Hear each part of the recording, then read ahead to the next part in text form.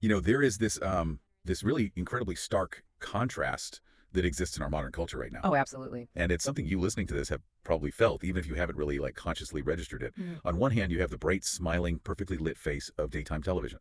The dancing, the giveaways, The celebrity anecdotes. right, the anecdotes that feel like a warm hug. I mean, it is explicitly designed to be the ultimate safe space. Yeah. But then on the other hand, you have the darkest, most labyrinthine corners of systemic abuse, institutional failure, and just wild internet conspiracy. Yeah, the absolute opposite end of the spectrum. Exactly. And what we're looking at today is the terrifying, dizzying collision of those two worlds.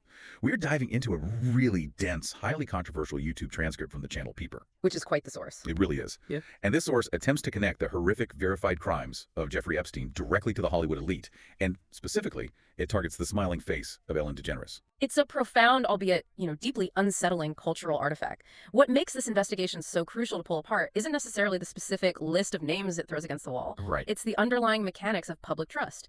Or, well, more accurately, the total and complete collapse of it. Yeah, the total collapse. It serves as this incredibly detailed roadmap, showing exactly how a society moves from witnessing a shocking verified criminal case to launching a sprawling, paranoid internet manhunt. Yeah. We are looking at a populace that they've decided the surface level of reality is no longer to be trusted. Okay, let's unpack this. But before we go one step further, we need to lay down the rules of the road for you, our listeners. Yes, very important. We are wading into incredibly charged radioactive waters here. The material we are analyzing today touches on severe, heinous criminal allegations, and it drags in polarizing political figures. I mean, from the Trump administration all the way over to left-leaning media icons. It spares no one. It really doesn't. It dives headfirst into explosive, bizarre internet theories. So let's be absolutely clear right up front. We are not here to take sides. No, not at all. We are not here to validate every internet rumor, and we certainly aren't endorsing any of the political slants embedded within these theories. Our mission here is entirely analytical. We're going to objectively unpack the claims being made in this source and, far more importantly, dissect the mechanics of why these specific, hyper-detailed narratives are taking root in a post-Epstein cultural landscape. Which is really the only responsible way to handle this kind of material. I mean, when the institutions that are explicitly designed to protect society fail as spectacularly as they did in this case, the public psyche naturally fractures. It has to, right? Exactly. People don't just move on. They start aggressively looking for patterns. They look for the hidden hands pulling the strings.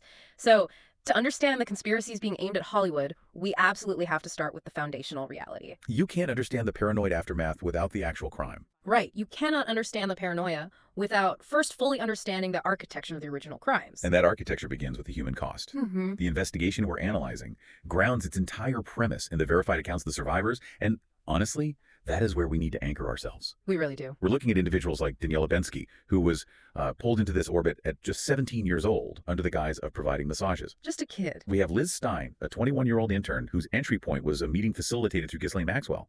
There is Charlene Richard, whose abuse began at 16 and reportedly stretched over a staggering 10 years. 10 years. 10 years. And then there is Marina Lerda, who was groomed on a daily basis starting at the age of 14. When you lay out those ages, 14, 16, 17, it really strips away all the sensationalism that the media often drapes over this story. It forces you to reckon with the reality that these were teenagers, children in many cases. Yeah. And what is vital to understand here is the psychological methodology of the grooming process. It is a fundamental misconception to think that predators of this magnitude operate with, obvious mustache-twirling villainy. Right. They don't just jump out of an alley. No, that approach doesn't work. The trap was laid with what the victims universally described as normal opportunities. Normal opportunities. Right. It was the offer of modeling gigs, steady massage work, introductions to powerful people, and most importantly, financial stability.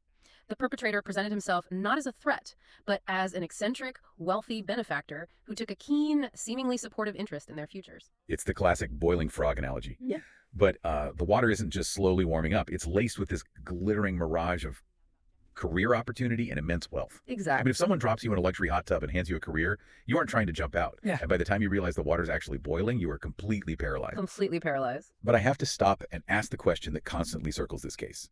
For you listening, you look at a teenager like Marina Lerta, who the testimony state was being groomed every single day. Mm-hmm. How does no one on the outside notice that? It's the biggest question. Like, how does a 14-year-old girl get absorbed into the daily orbit of an international financier without every alarm bell in the tri-state area going off? Because the environment surrounding them was meticulously, intentionally engineered. It was designed to isolate the victim while simultaneously normalizing the completely abnormal. Normalizing the abnormal. Yes.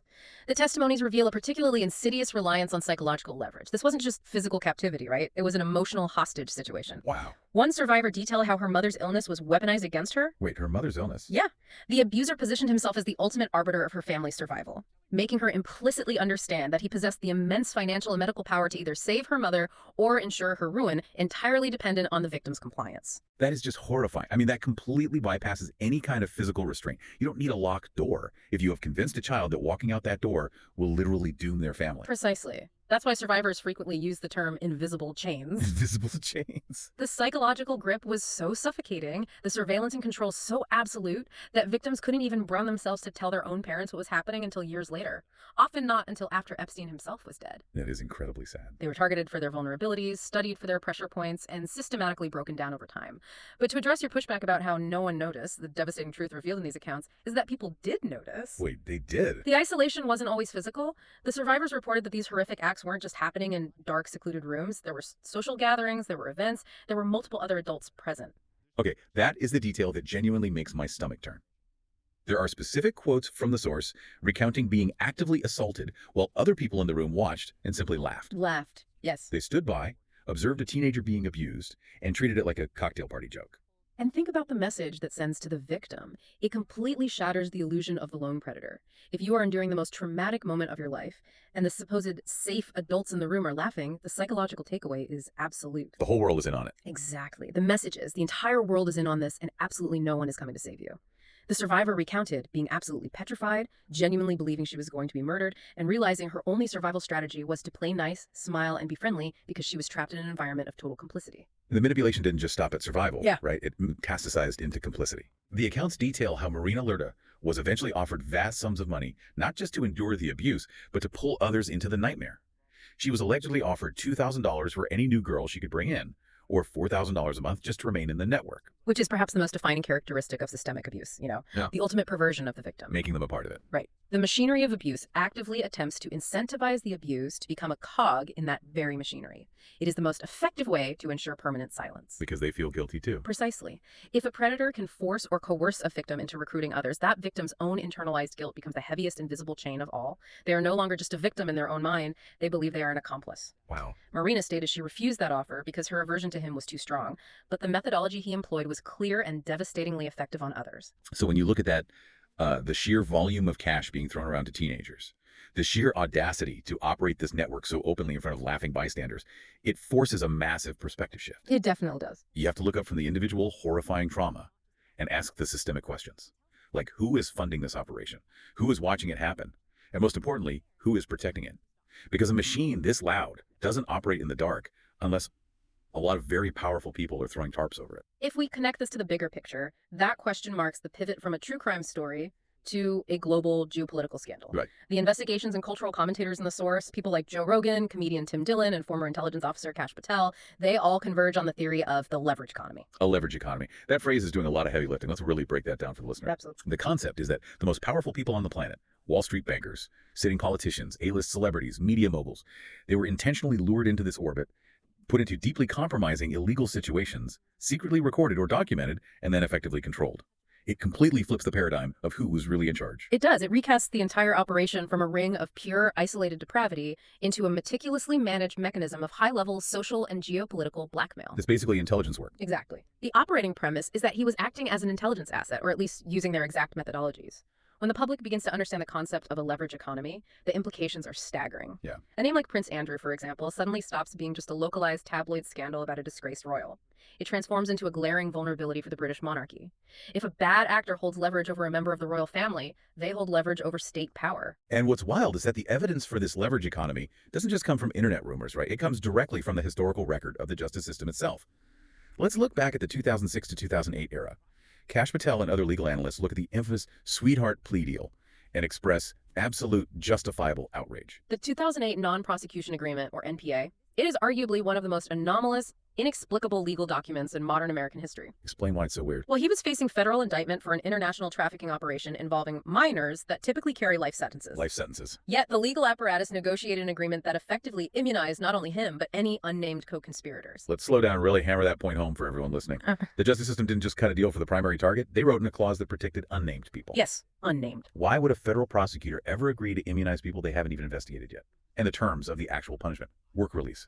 for 16 hours a day. It is legally baffling. He was permitted to leave the county jail, go to his private office, conduct his international financial business, heavily control his environment, and essentially just use the jail cell as a nighttime hotel. So we have to debate this. Are we looking at a justice system that is actively, maliciously complicit in a trafficking ring, or are we just looking at the depressing reality of the American legal system, like where infinite wealth, top-tier defense lawyers and private investigators can simply bully local prosecutors into submission? I think we have to look at the practical reality of what happens when massive wealth intersects with institutional self-preservation. Okay. The argument made by Patel and others isn't necessarily that every prosecutor was sitting in on the crimes. The argument is that the media, the banking institutions, and the legal system protected him for a decade and a half because of the collateral damage he represented. The Rolodex. Yes. His Rolodex was a loaded weapon.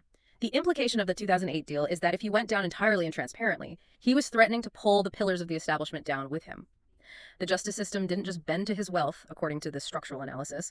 It bent to the systemic terror of what a full trial would expose. And this pattern of institutional protection isn't just ancient history from 2008. The analysis brings up former Florida Attorney General Pam Bondi and the absolute circus surrounding the modern release of the files. You and I remember this vividly. Oh, the media whiplash was intense. Right. The public was put through it. First, the files exist. Then they are lost. Then they are sitting on a judge's desk. Then there's an endless series of delays.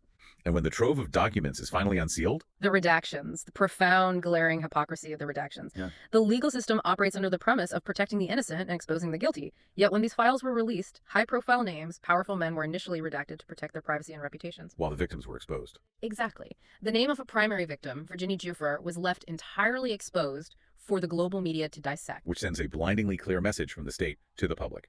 The system will mobilize its bureaucratic power to shield the elite, even if it requires the continued public traumatization of the victims. And that bureaucratic hypocrisy has a very real emotional toll that plays out right in the open.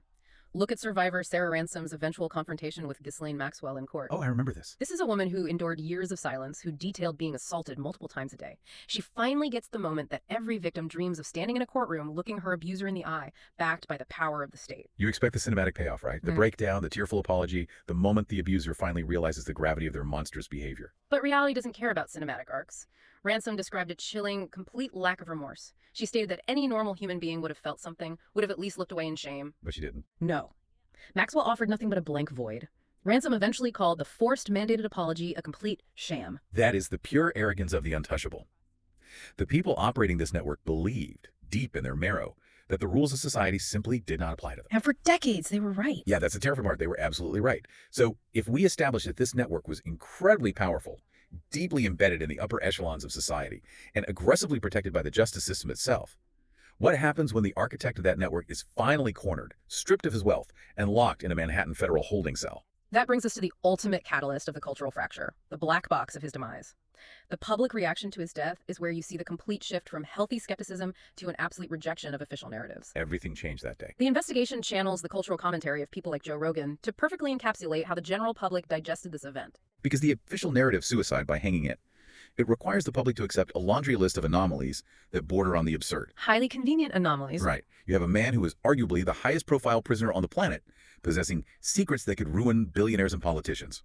And on the night he dies, the official story asks us to believe that the security cameras covering his specific cell block malfunctioned and stopped recording. Just at that exact moment. Exactly. But it asks us to believe that highly trained federal guards failed to do their required, mandated checks and instead fell asleep or falsified records. And it requires the public to ignore the highly unusual circumstances of his cell assignment. The analysis highlights a truly bizarre detail. He was reportedly placed in a cell with a man named Nicholas Tartaglione. The muscle-bound guy. Yes. This was a giant, muscle-bound former police officer who was facing the death penalty for 4 brutal murders. And he fought Mike Tyson, right? And read poetry. That's the story. And shortly after being placed with him, the high-profile prisoner ends up with injuries to his neck that forensic pathologists hotly debated. Some argued the broken bones were more consistent with homicidal strangulation than suicide. Of course they did. Rogan's reaction, which mirrored millions of people, was essentially, you don't need to be an investigative journalist to see the neon signs pointing to foul play here. It literally reads like a script rejected from a 1990s mob movie for being too on the nose. Hey, let's take our star witness, put him in a cell with a quadruple murderer who looks like a professional wrestler, turn off the cameras, and have the guards take a nap. It's unbelievable. I really want you, the listener, to put yourself back in that cultural moment. When that news alert hit your phone, did you believe the official story? When an individual possesses the power to topple governments and shatter Hollywood, and he happens to die in one of the most secure federal facilities in the country under impossibly convenient circumstances, what is the rational response? The rational response for a massive segment of the population was to determine that the state was lying. This is a critical inflection point in modern history. The theory that he was assassinated because he knew too much and was on the verge of exposing the leverage network, it stopped feeling like a fringe tinfoil hat internet rumor. It became mainstream. It became the mainstream consensus. When an official narrative has this many glaring, highly visible holes in it, it acts as rocket fuel for public distrust. Exactly. The logic is actually sound, was called. If the system protected him in 2008 with a 16-hour work release to save itself, why wouldn't the system eliminate him in 2019 when he lost his usefulness and became an existential threat to that same system? And this is the exact moment the dam breaks. Once the public collectively decides that the official story of his death is a fabricated cover-up, they inherently conclude that the traditional institutions, the FBI, the DOJ, the mainstream media, are fundamentally compromised. They're all in on it. Right. And when institutions fail to investigate, the public takes over the investigation themselves. They start digging for the unnamed members of this supposed leverage network. They start looking for the people who were smiling for the cameras while the horrors happen backstage. Here's where it gets really interesting. This is the pivot that defined the post-Epstein internet era. The internet, fueled by this profound, justified distrust, takes its magnifying glass and aims it directly at the polished, impeccably choreographed world of daytime television. Specifically, they aim it at Ellen DeGeneres. The transition from a sprawling criminal enterprise to a daytime talk show host feels jarring, but if you understand the psychology of the leverage economy, it is entirely predictable. How so? Well, the investigation notes that Ellen DeGeneres' name appeared in a broader index of over 300 high-profile individuals found across the investigative materials. This includes flight logs, communication black books, and peripheral records. Okay, I have to jump in and push back here because this is where the internet often loses the plot entirely. Fair enough. Being in an index of 300 names, an index that includes renowned scientists, academics, and politicians who were aggressively courted for their influence, that does not automatically mean you flew to an island and participated in crimes. No, of course not. A peripheral record could literally mean your talent agency assistant emailed his assistant about a charity gala in 1999. Legally, yes, you are 100% right, and the source material actually acknowledges this, stating explicitly that peripheral association does not prove direct involvement in the abuses. But culturally, It's different. the internet in a post-Epstein world doesn't operate on the legal standard of beyond a reasonable doubt. When the public feels the legal system catastrophically failed in 2008 and 2019, they stop caring about legal nuance. They care about proximity. Right. And what made Ellen the ultimate target wasn't just the index, it was the intense, blinding dissonance of her specific public persona. Be kind. That was the brand. It wasn't just a catchphrase. It was a billion-dollar empire built on the premise that she was the safest, nicest, most wholesome hour of television in America. Exactly. The public analysis points out how forced that nice persona began to feel. People who consider themselves good judges of character started sensing something deeply artificial about the dancing and the forced smiles. They felt something was off. But what truly ignited the firestorm was the violent juxtaposition of this purely good TV persona against the horrific behind-the-scenes reality that finally started leaking out into the mainstream press. The toxic workplace allegations. And the language used to describe the backstage environment of her show wasn't just, she's a demanding boss. No, it was extreme. The accounts compared the backstage of the show to a Guantanamo Bay situation or Abu Ghraib. They described interns walking on eggshells, genuinely afraid for their livelihoods and mental health. The investigation even details wild rumors about producers using psychological terror tactics on staff. Whether those specific extreme rumors are literal truth or hyperbole, the overarching narrative of a profoundly toxic, fear-based workplace was heavily corroborated by numerous former employees across mainstream reporting. Right, it was everywhere. But here is how the internet weaves this into the conspiracy narrative. The logic dictates that if a person is capable of putting on a flawless, impenetrable mask of joyful kindness for an hour every day, while allegedly running a psychological terror camp for her employees backstage... What else is she hiding? Exactly. What else is that person capable of hiding? It's the unmasking. The internet is totally obsessed with the unmasking of hypocrites.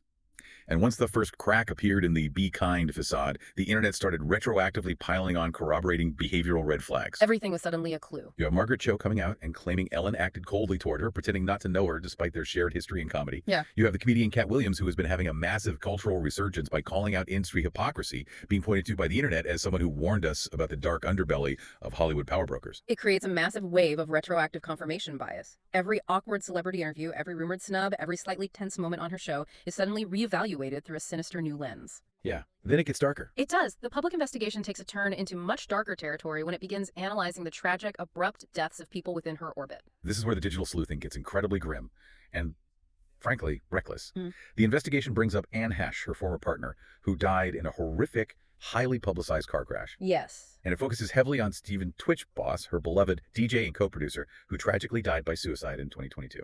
Twitch was an incredibly beloved figure, known for radiating joy and positivity.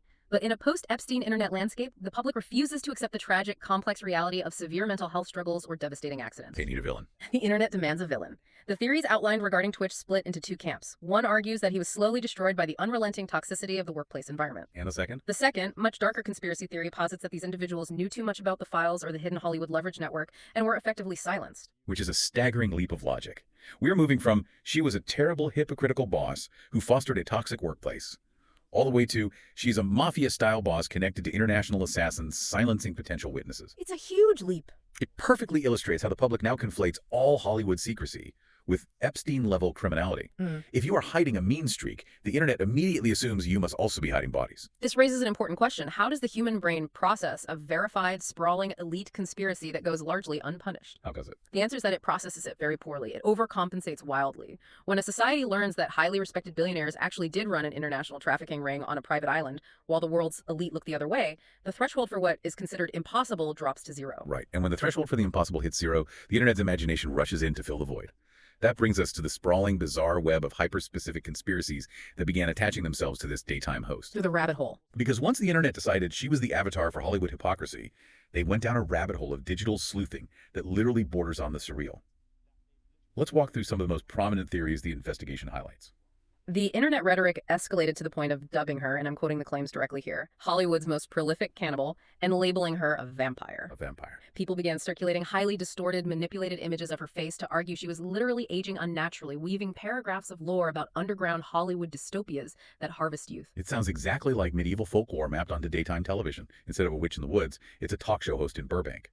But then the theories get weirdly specific. There is the set design theory. Oh, this one is fascinating. Wow. Internet sleuths found images of the infamous temple structure on the island, that bizarre, blue-striped, box-like building with the golden dome, and they overlay it with the set design of Ellen's talk show stage. They point to the striping, the angles, and declare that it is a deliberate mirror copy meant to signal allegiance to the network. It is the ultimate manifestation of pattern recognition run amok. The brain looks for familiar shapes in the chaos, but perhaps the most pervasive example of this is the Wayfair furniture conspiracy. Right, the Wayfair one. The investigation notes that emails surfaced between Woody Allen and Epstein's assistants that contained links to a Wayfair furniture collection.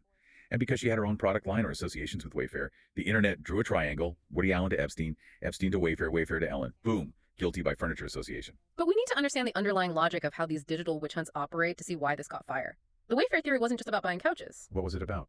The theory posited that these extremely high-priced, basic industrial cabinets listed on the site were categorized using human names, like the Naya cabinet or the Samia cabinet. Wait, human names? Yes. Internet sleuths decided this wasn't a corporate naming convention. They concluded it was a coded digital catalog for human trafficking, where the exorbitant price tag was actually the price for a child. That is wild. It takes a mundane e-commerce glitch or a lazy algorithm and maps a vast, terrifying criminal enterprise directly onto it. And once you believe that a furniture website is a front for trafficking, connecting a celebrity who once promoted that website feels like undeniable proof.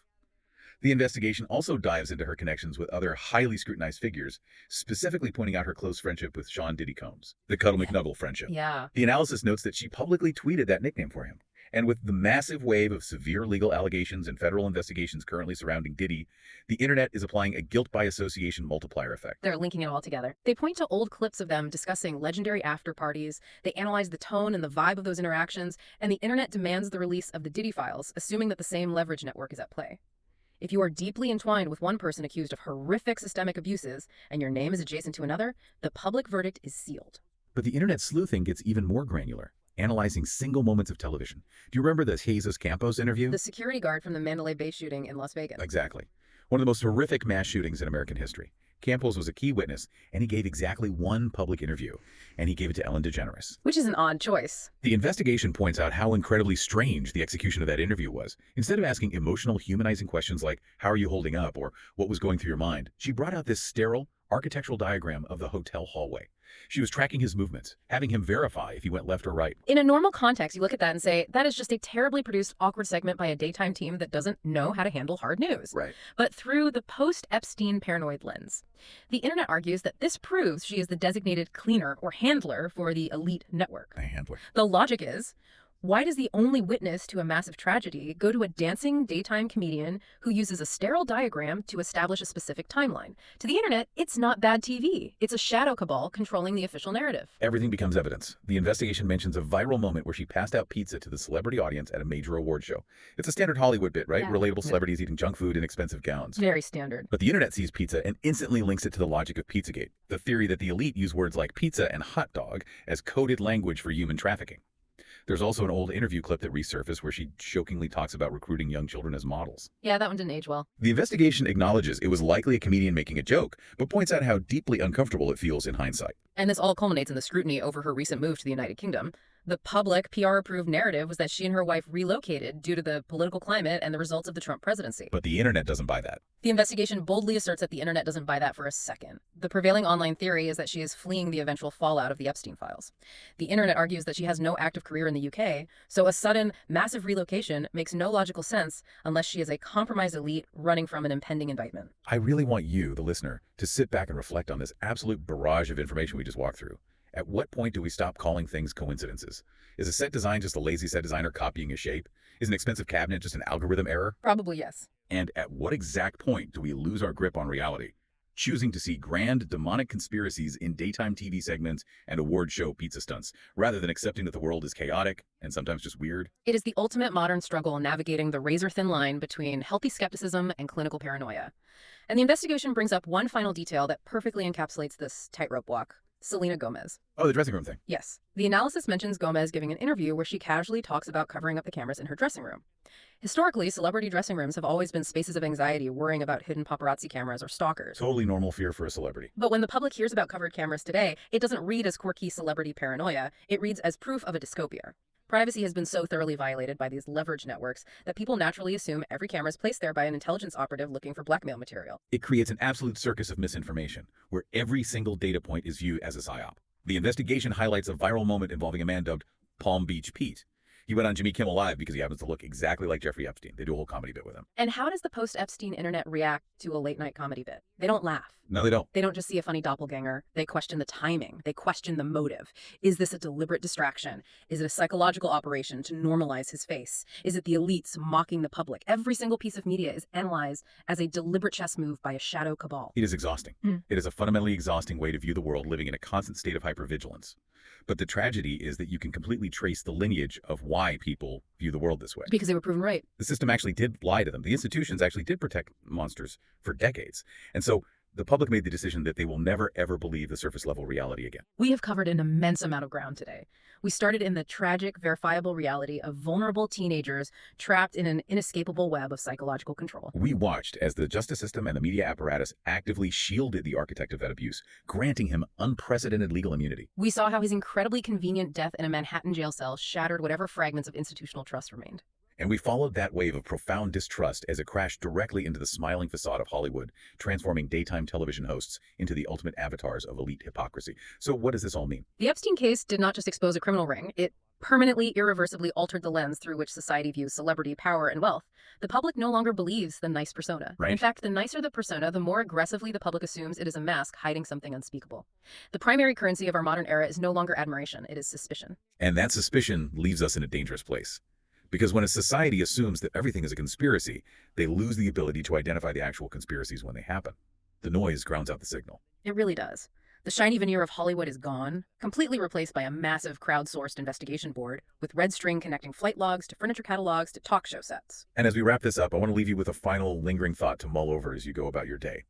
If the true currency of power in entertainment, politics, and finance is leverage, secrecy, and complicity, is it even structurally possible for someone to reach the absolute pinnacle of global fame without becoming compromised by a hidden network? It makes you wonder. And if our society reaches a point where we automatically assume that everyone at the very top is guilty, how do we ever find the clarity required to deliver true, focused justice for the actual victims at the bottom? Keep questioning the narrative, but don't lose yourself in the noise. Thank you for joining us on this deep dive.